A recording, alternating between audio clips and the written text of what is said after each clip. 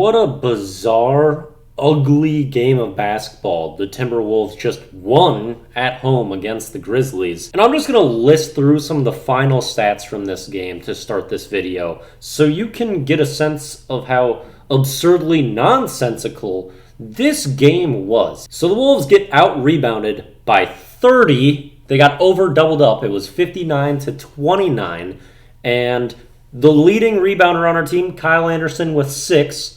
Gobert had 1 rebound. So we get eviscerated there. But then on the flip side, the Grizzlies, who are a low turnover team in general, end up having 24 turnovers. The broadcast was saying 26, official stats say 24, but they were turning it over all over the place. It was hard to believe. A lot of it forced, a lot of it not, but they were so crazily sloppy that even though they got all of these O boards, especially on us, and so many second chance points, and punishing us in the fast break, like, it just didn't even matter. Because they gave us so many extra possessions with the turnovers, and they missed a lot of free throws. They shot 60%, missed 12 free throws tonight. The Insucky Rhymes were extremely Pakilty happy today. I think there were 7 of them. Dylan Brooks and John Morant get ejected at the end of the game as well. I mean, there was just like no flow all the way through. It was just complete chaos and just didn't make sense. But there was effort from the Wolves, and they really tried. The defense was a lot better tonight, and this was all coming with us being extremely shorthanded tonight.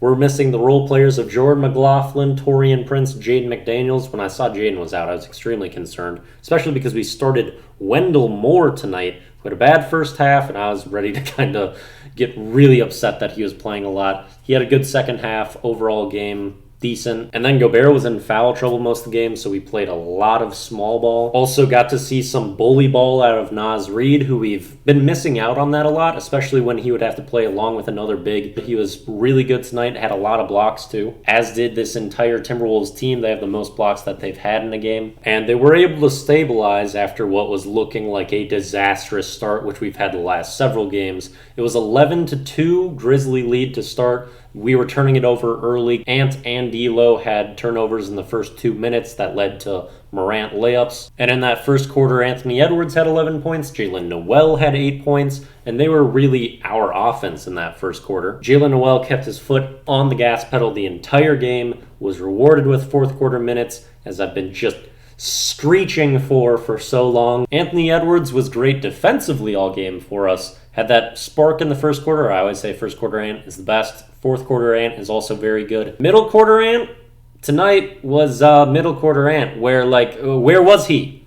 Where was he? At least he was there on defense, but he was not involved in the offense at all. Just 1 point in those middle quarters, which was on a Pakilty free throw, and really wasn't getting a lot of shots up in there either. And I don't know how we go these long stretches without involving Anthony Edwards in our offense, because he is so explosive, so skilled, so good. And if we give him the Ja Morant reins and mentality where he can just attack every possession, teams would be terrified. But half of the game, he's just not really even getting involved in our offense, even with no Karl Anthony Towns tonight, which will be the case for the next 4 to 6 weeks. And I predicted that we could see a lot of good things with him not being on the court and us not having to force our offense through him, and also having a little bit more defensive versatility. But Chris Finch also said that he wasn't worried about Ant picking up a scoring load with Cat out, and just wasn't really focused on that at all. Which, yes, you want Ant doing the other stuff too, but I've been screaming for more Ant involvement on offense, and then Cat goes out and Finch is still what's the point? I don't know, frustrating that bit. Yeah, that's probably the most important things to mention from this game. I had other specific things in my notes, but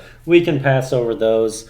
I don't know if it's worth talking too long form about this game anyway, just because of how strange it was. As an aside, Minnesota Hoopers, people that played high school ball in Minnesota and then come back to Target Center in the NBA, seem to always ball out. Roddy played super well. Tyus, of course, always balls out. I feel like you've seen Zeke Naji or Jalen Suggs play really good in Target Center too. Good effort out of the Wolves. Good win. Just a strange one though. We'll see how things work without Cat for a while. Hopefully we can reacclimate him, or maybe move on a little bit and see where we go from that. Because I do think this absence will really kind of open things up a little bit, as I made a video on earlier today.